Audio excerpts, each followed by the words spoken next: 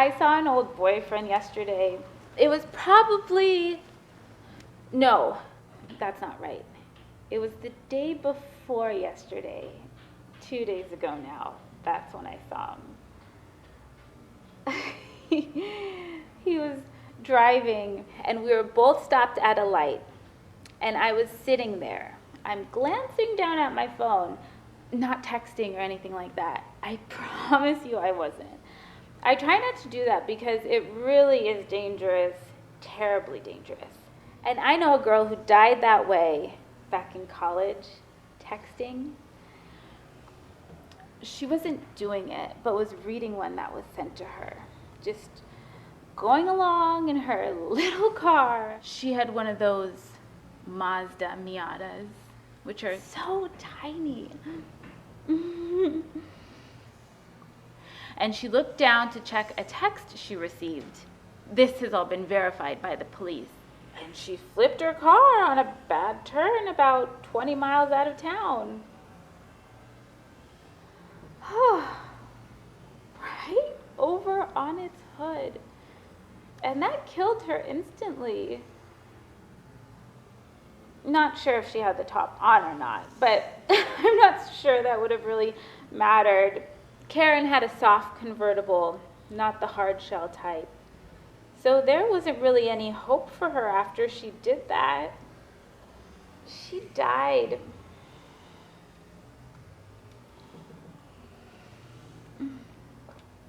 Because of a text that some guy she was going with at the time sent to her. And you know what it said? I don't know. No, I'm not saying that. I do know what it said. I'm not being coy. It said those words. I don't know. He was responding to something she had written to him earlier in the day. 4 hours earlier while he was in class. And he was just responding to her right then. And that's what he said. Those words. I don't know. The authorities tracked down what she'd sent him. And it was a text that she'd sent him. They'd been out maybe 3 times together. And she sent him this. So, do you like me or no? Karen had just put it out there, which was so like her, and asked the guy where they stood. And that's what he responded with. The truth. I don't know. No one's sure if she ever read the thing, if she actually saw what he sent to her, but she did receive it. She did click on it. So, who knows? I've always wanted to believe that she didn't read it, that she just died trying to hold her phone and drive, and that it was an accident that was stupid and should have been avoided. But I don't know for sure. No one does. There's just too many other things that might be true if she did see that text. Stuff that I don't want to be real or want to have happened. If she actually knew how that guy felt for her, you know? Because Karen used to really fall hard for people, boys. And I don't know what she would have done if she put herself out there like that for a guy and he just responded with, I don't know. I don't want to believe that she would have. But anything's possible, and I also don't want to put that on him. Guilt for having just responded with what was probably the truth based on him and her and how long they'd been dating. And I mean, who would want to carry that around for the rest of their life? Not him. I'm sure he wouldn't want that. Not me either. But I suppose I do. A little. See, the reason why he was unsure about how he felt about Karen was because at that moment he was dating another girl. Me, obviously. Or obviously you figured that out by now. Or just did. And I knew that she liked him and that meeting guys, or keeping them rather, keeping them was more specifically her problem. But I was young and I didn't really care, and I liked him, so I did just that. I dated him too, and we kept it a secret from her at least. And that was that. He sort of had the best of both worlds there for a while. Being around Karen, who was a nice person and had a cute car. Plus some kind of trust fund.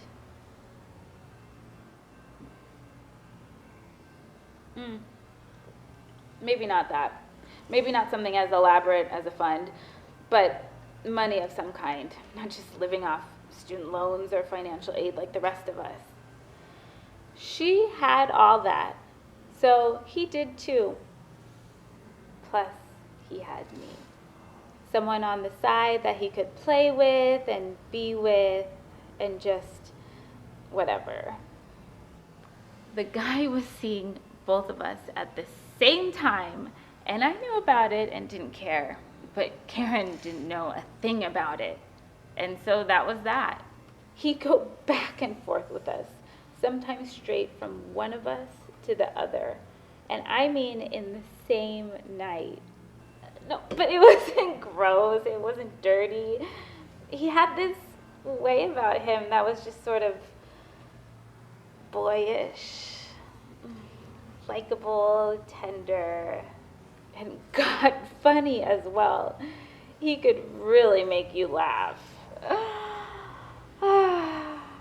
We both liked him.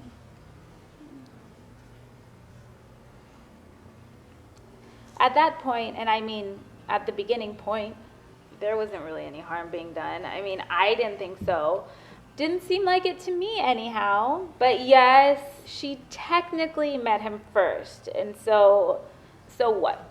Should I have not gone out with them for a meal on that one occasion, or talked to him when we ran into each other on campus, or that sort of thing? Maybe so. Isn't that what friends do? They're supposed to watch out for each other, but I didn't do that, and or want to, or feel some nagging pain in my side telling me that something was morally wrong with what was happening. And there were others too we didn't know about at the time, Karen or me. But there were a few other girls he was involved with. A few. Quite a few. Which is not really for me to judge, I don't think. And he was not the only guy I would go out with or even slept with that semester. But I think it was a much bigger deal for Karen. If she'd known, it definitely would have been a big deal for her. Maybe she did know. Maybe that's even why she sent that text to him in the middle of a school day when she could have easily asked him to his face. I mean, that's what I would have done if I cared. I honestly don't know what was going on with her at that moment or during that day, so we're just speculating to think there's any validity to the idea that Karen may or may not have spun out of control and crashed her car on purpose. The police couldn't say, and the coroner couldn't tell, and none of her friends or family or school officials thought that this was anything other than a tragedy that was bound to happen to a young girl who was texting while she was driving a sports car on a decidedly dangerous and twisty road. And so that was that. She died that day. Karen did. And no one thought to ask any questions or even raise their eyebrows or request even further investigation into the case. it was hard to go on at first.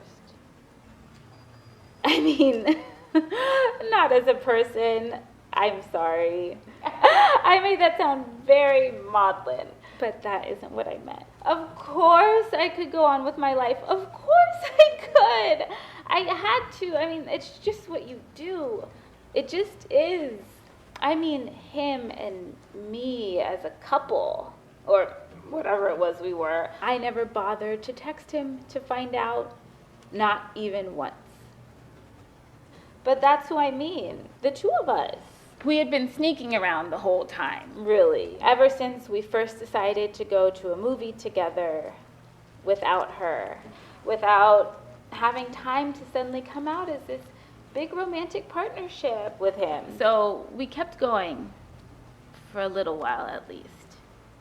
But it began to drop off as those things do.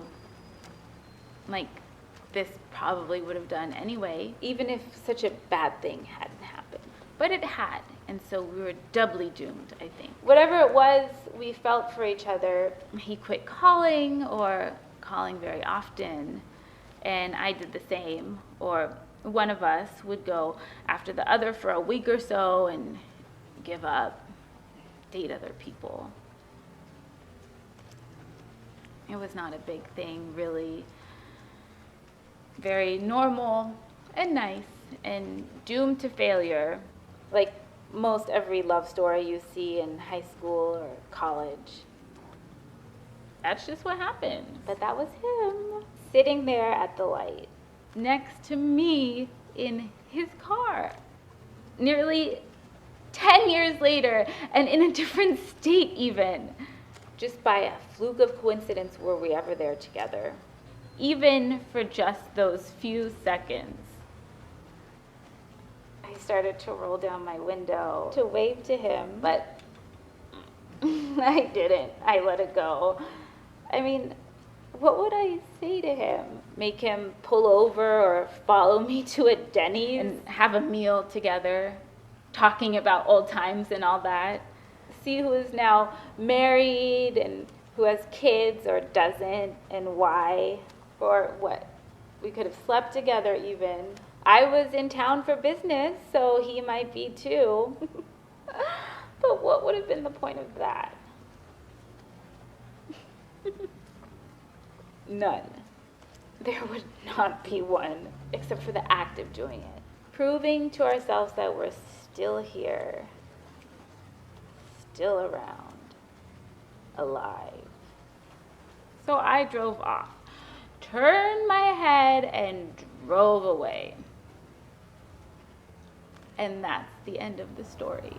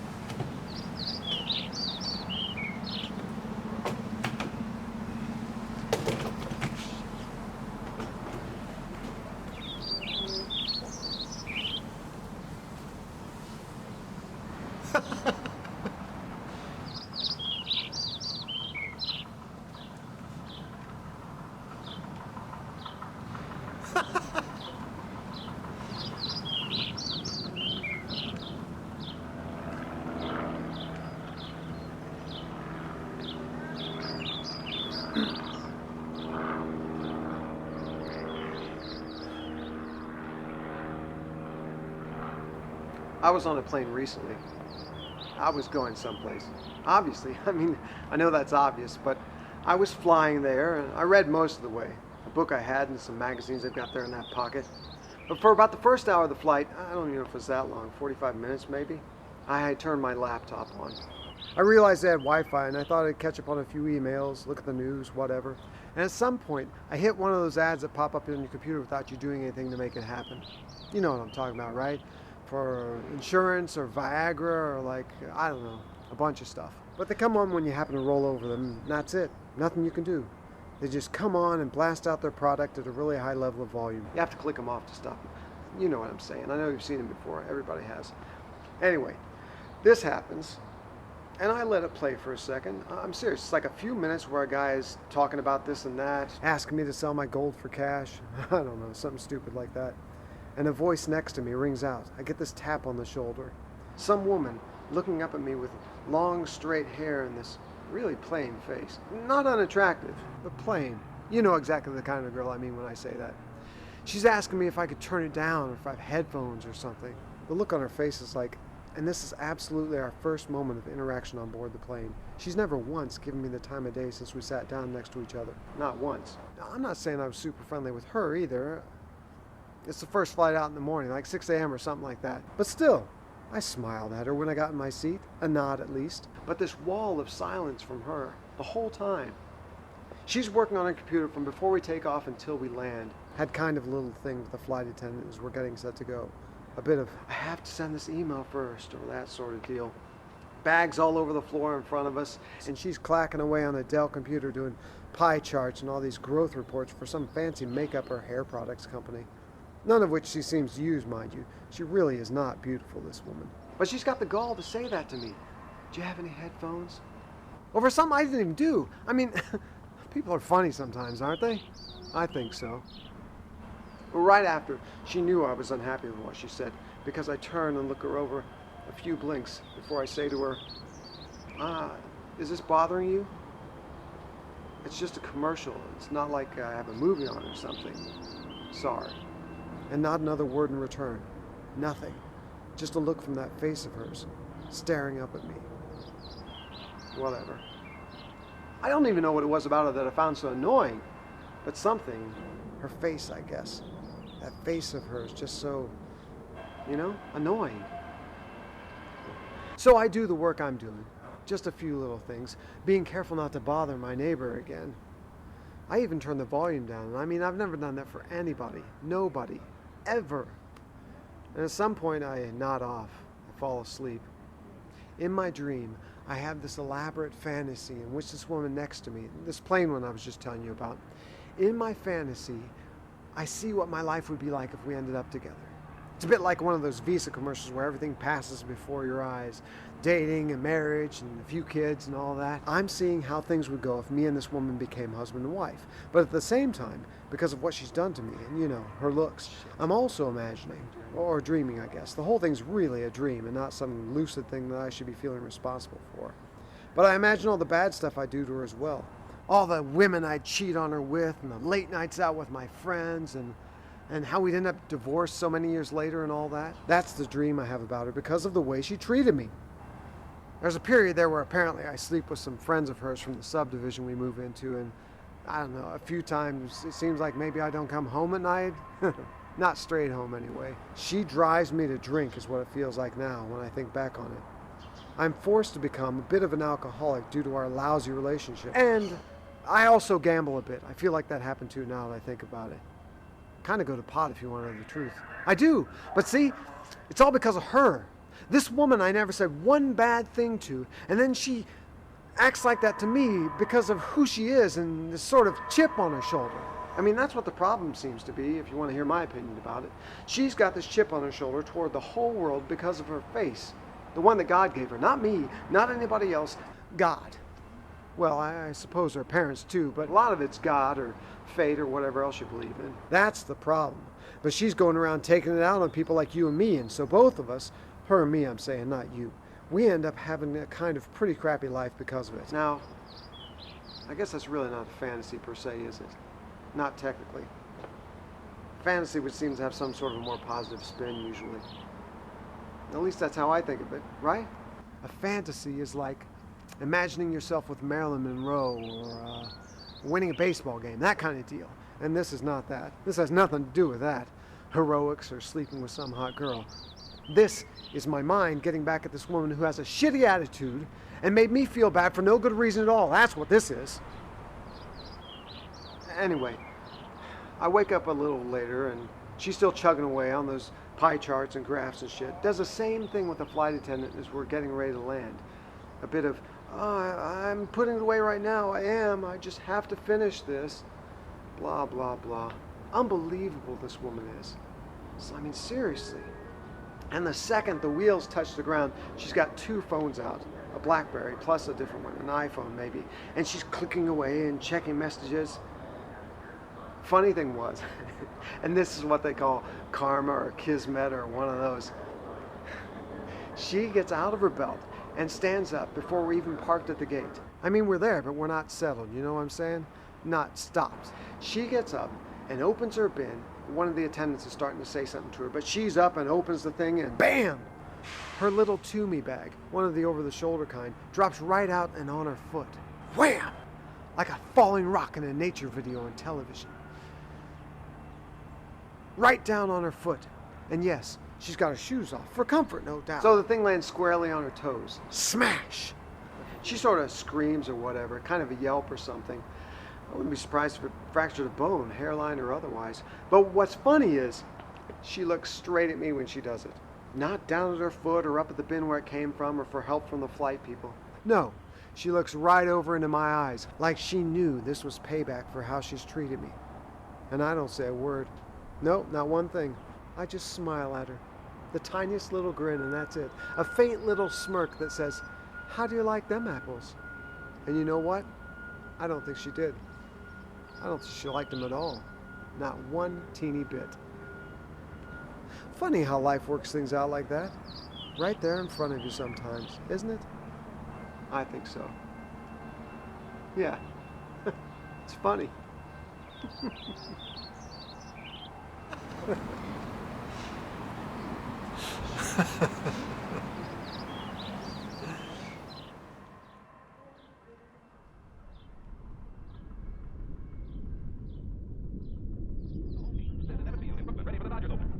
Through the magic of the movies, we're able to whirl back through time to join the crowd that formed before that same Ebbets Field more than 30 years ago in 1917. It was a period when some of us were young and many of us hadn't even been born. But except for their clothes, the fans and fanettes then were like those today, willing to line up all night if necessary for the chance to witness a crucial game. No talking movies, cellophane, crossword puzzles, and zippers were still in the future. The push and the shove had already been invented.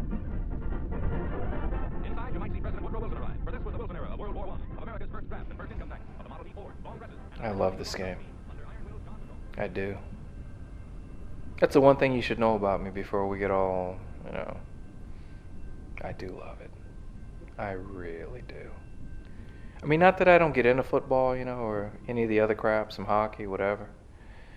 But baseball is my game of choice. No question. I mean, without question, I am a baseball guy. That's me. It is. I mean, I'm also, not to blow my own trumpet and whatnot, but, I have coached a little. Yeah, no, I have. Yeah, really. Yeah. Not in a professional capacity or anything, in college. No, just, for the boys down at the what do you call it? The Parks and Recs department, in the summer. I've been a batting coach, ever since my eldest, Dale Jr., He decided to try out one spring. Oh, kid's a fantastic player. No question. Walked on, took over the shortstop position from a neighbor kid, been playing like 3 years previous, so, And he can hit. Oh, unbelievable power for a young guy, and like this great respect for the game, I mean, like the rules and whatnot, right? I mean, a regular little sportsman of the year. And I wanted to be a part of all that, so I started helping kids learn how to bat at some of the practices. Yeah, I mean, how to hold the thing correctly, learn to swing through the pitch, finding a stance, etc. I mean, no big deal, really. But, could make a difference in somebody's career, if a person like me takes interest in them early on. I mean, instills the basics at the right age. Oh, no, you'd be surprised, yeah. A lot of the boys I've worked with have gone right on up through the ranks of their programs and become very successful, including a few scholarships to various colleges. Well, local, anyway. And one kid played just after my son, He's playing for a minor league team in the Seattle area. and could end up with a major league franchise if he plays his cards right. Yeah. And you know what? He still holds the bat the way I showed him over 10 years ago. My kid, yeah. You know, as good as he is, he ended up working construction. I mean, he still plays in the summers, you know, on the weekends.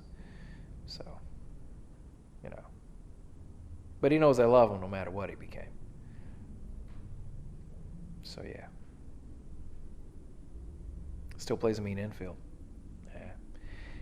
Even if it is slow pitch on the public fields.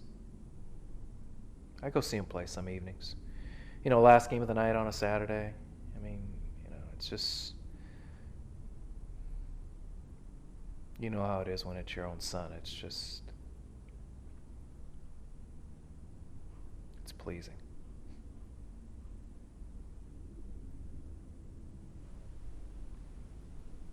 You keep looking at me funny. I mean, what? You think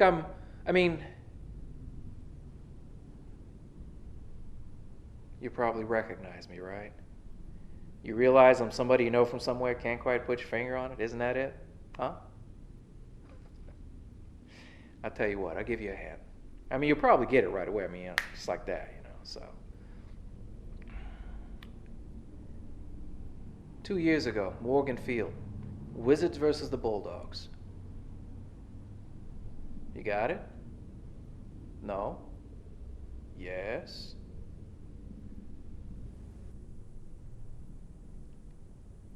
I was the guy. You know, the guy with the whole... Oh, come on, it was in the news for like a week. You know, I mean, the fight, the parents, we got in that tussle and... You know? Yeah. That was me. Yep, you remember me now, don't you? Yeah. Sure was a big deal around here for a while. Even made the national news for a few days there. Our pictures. And to this day, I still don't know how it got started. I really don't. I mean, I said one thing. One. A tiny comment about the way a guy's kid was crouching in the batter's box, you know. And okay, yeah, I made a joke about it, you know, but, I mean, you probably never saw any of the amateur video from that day, but I assure you, it's still available. Folks on the internet and whatnot. But the kid, I mean, he had a bad attitude. I mean, he was a terrible hitter from what I could see. I mean, probably only his fourth time at bat, you know, so I yelled it out. No big deal. I mean, that's half the Little League experience, you know, dealing with the crowd. I mean, my son did it, and he was an amazing player. But that didn't stop people from some just yelling stuff out. I mean, all sorts of crazy stuff. I mean, about his name and, I don't know, his socks and shit. The whole point is to throw the kids off. I mean, that's the whole idea behind it. But this guy goes ballistic in the crowd. I mean, over in the visitors' bleachers, you know, way over on the other side of the field, this guy starts running. And he's charging straight at me, right? And I can see what he's doing, and, you know, it looks like he's out of his head, right? And he's cursing and, I mean, almost crying. I mean, he's red in the face and like these beads of water, you know, I don't know if they're tears, but they're pouring off him, right? And two dads in the front, they try to stop him. He plows right through, knocks over a mother holding her baby even. And then he slams into me like a train coming out of a tunnel. I mean, like, wham! And up and over the bleachers we go and onto the metal seats, right? And this guy's throwing these wild punches at me, right? And I'm trying to defend myself, you know, screaming into his face, you know, choking and hissing at him, you know, with people gathering behind him, and they're trying to grab him around the neck, you know, and then he's not going anywhere. He won't quit, right? Now he's sitting on my chest. I'm on my back, almost split in two, right? And there's, I mean, like way down in the floor section, right? And there's no way I can get to my feet, right? My air's getting cut off, and this guy's still throwing punches. And all I can see is, before I pass out, is the look in this guy's eyes, you know, as he's smashing my face in, right? And his eyes are all...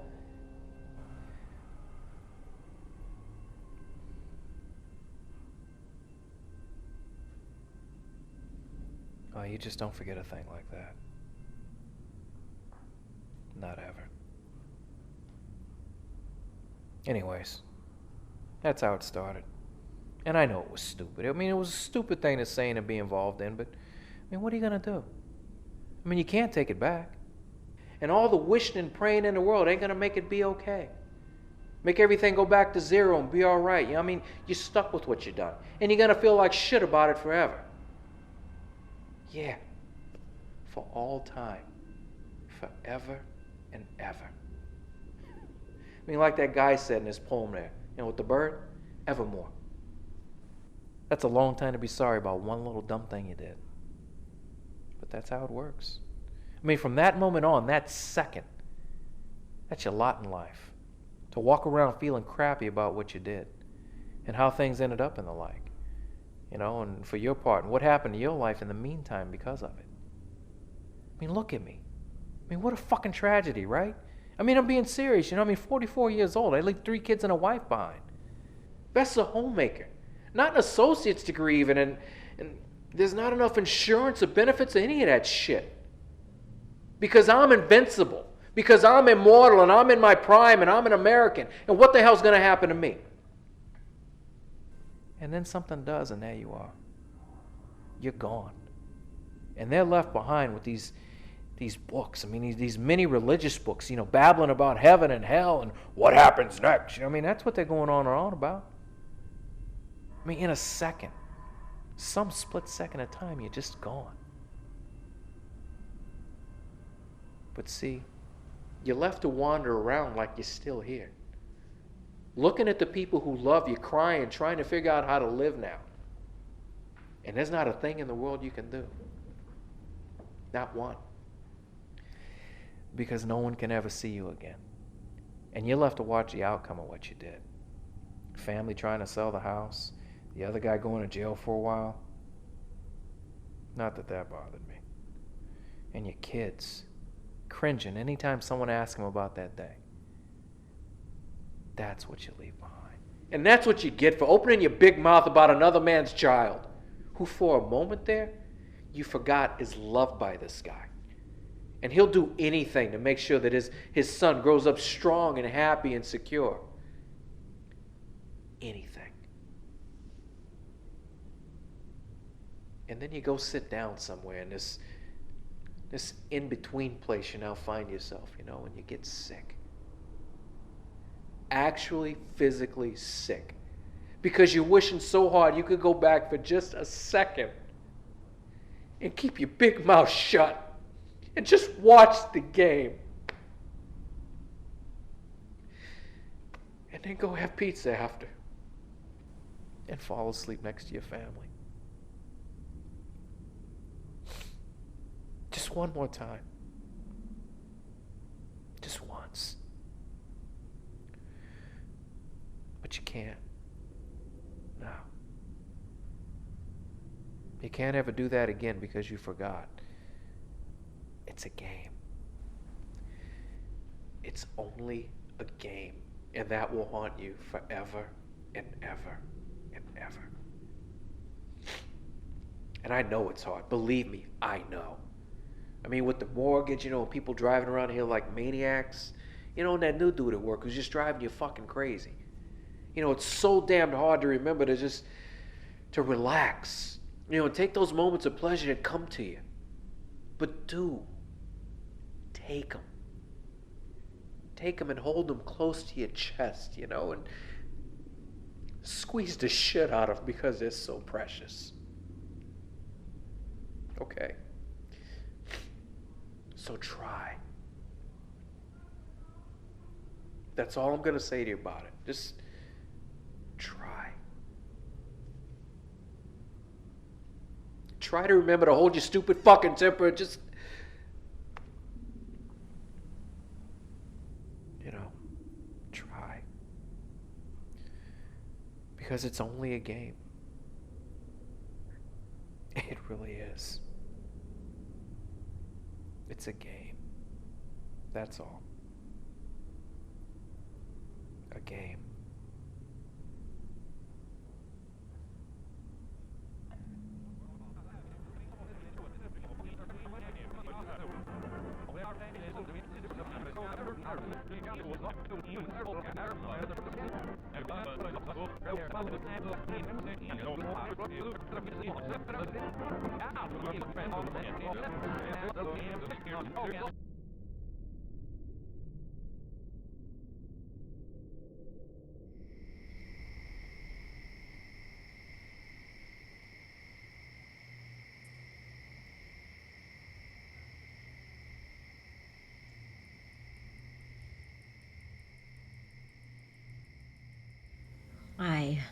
The thing is, I'm seeing someone now. That's the nice thing. The best bit of this is that I've met someone. It's been a while. I don't want to say how long, not exactly, but long enough as to make this special. Quite special, really, quite. He's one of the men from my French class. I've been taking lessons over the past year, and he's there at the college with me Monday nights. Anyhow, that's how we met. Happened like that. We were seated next to each other, and we met. He is very handsome. Not some unrealistic sort of handsome, not a movie star handsome or that kind of thing, not like that. But quite good looking. Definitely not average at all, no. People look at him. My classmates and other folks on campus when we're on our coffee break, they see him and quite a few heads turn in our direction. More than a few. Many. He is that striking, with his silver hair and a very rugged look. Like one of those men that used to be in the cigarette ads, when they used to be able to show that kind of thing on billboards and in magazines. That's what he reminds me of. A man like that. A nice-looking man with a cigarette in his hand. He doesn't smoke, just to be clear. He's a non-smoker. Ever since his wife passed away from cancer a year and a half ago. She was older than him, but still, it was the lung cancer that took her. But that's the way he looks. I just wanted to... am I making any kind of sense? I hope so. When I say I'm seeing him, I suppose that's a stretch of my... whatever that would be. A wish or a hope. My imagination, I guess. But not completely. These thoughts are not completely without merit. No, they are not. Reason being, he has asked me to accompany him on a trip, a kind of weekend getaway upstate that I'm, and I don't think it's any secret to say this, I am actually considering quite seriously. Why shouldn't I? I mean, just because I happen to be a little older and wiser, I am definitely that. I don't see how come I can't run off and do something a bit impetuous as well. A bit daring in that way that younger people do. I don't see it as dangerous as my son would. I just don't. If it's anything, then it's carefree. That's the term for it, carefree. I'm making a choice for me, something I want and probably need as well. I need some adventure in my life, and I feel like this is it. That this is the thing that is calling out for me to do, and I won't be sorry. I just won't. I'm sure of it. I just am.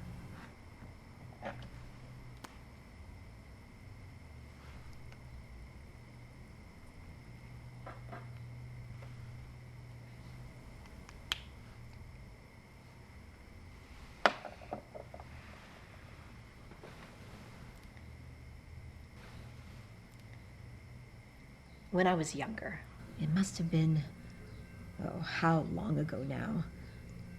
Probably in my 30s or so. I could have been 40 even. If I was, then I had just turned, right around my 40th birthday. I met a man, a wonderful man. He was so lovely and sweet to me. But I was married at the time, still attached, as they say sometimes. I was attached, and I was not available for that kind of thing, for romance. He did kiss me. One time, just the once, at a party in the city. We were living up near White Plains when all this happened, had told ourselves that we needed to be out of New York to raise the kids. We had 2 children together, my husband and I, a son and a beautiful daughter, Gabby. And I'm not sure, was it New Year's? Might have been. Something we were downtown for. Could have been an office party or whatnot. But obviously, yes, I'd been drinking and it was late. It was some moment like that. An event where things get the better of you, and so it happens. A kiss. One single little kiss that I've never forgotten to this day.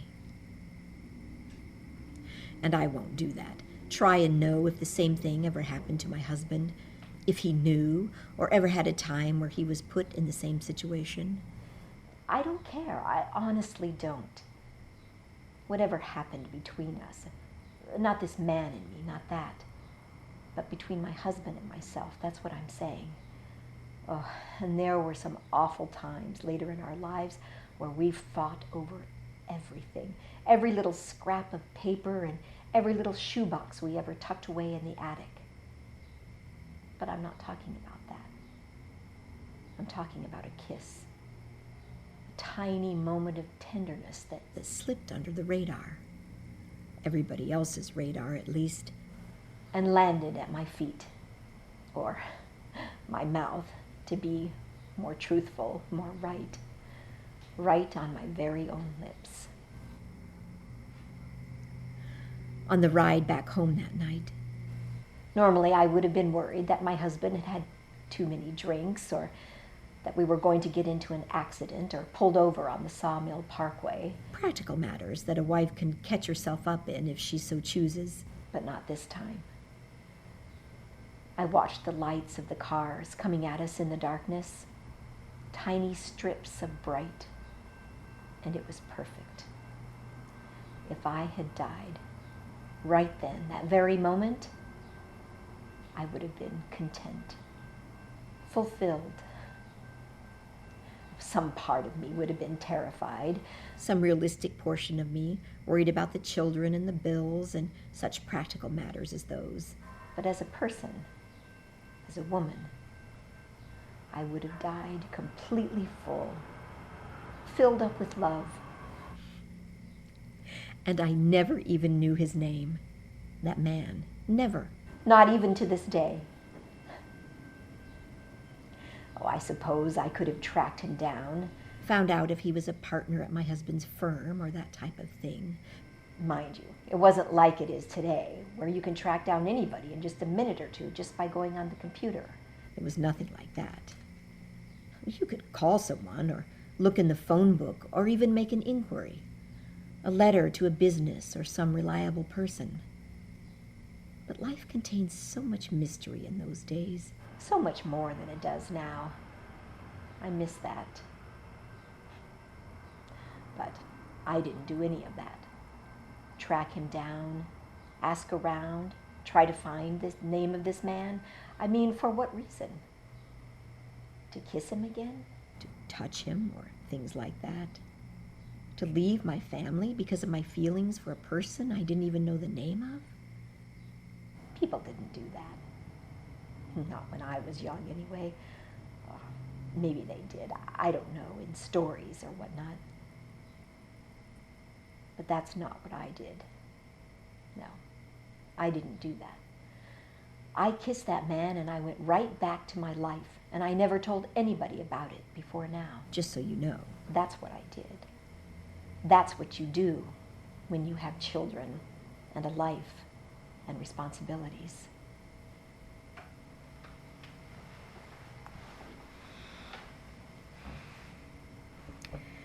And now, so many years have passed. My husband is gone.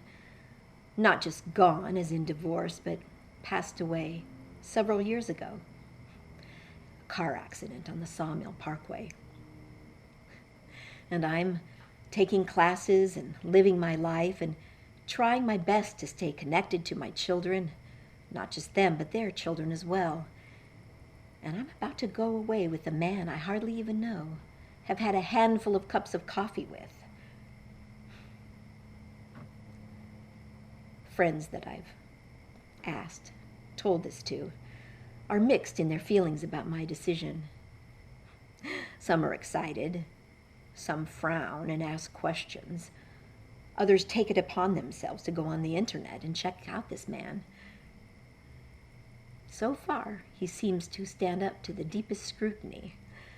Even a criminal check that someone, whom I won't name, from my women's Bible study did as a favor to me. He has a clean bill of health, much to the chagrin of my many friends and neighbors. And I'm planning to go away with him next weekend. He's picked a lovely bed and breakfast near the Vermont border, and I'm very excited about the whole thing. I really am.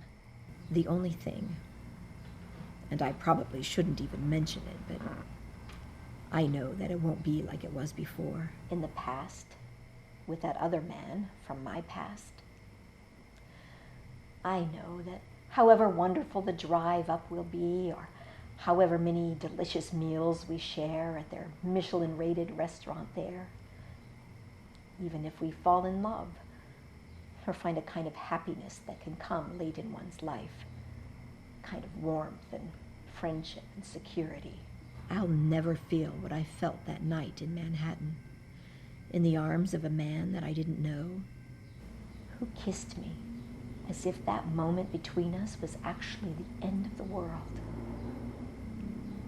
Although, now that I think about it, maybe it honestly was.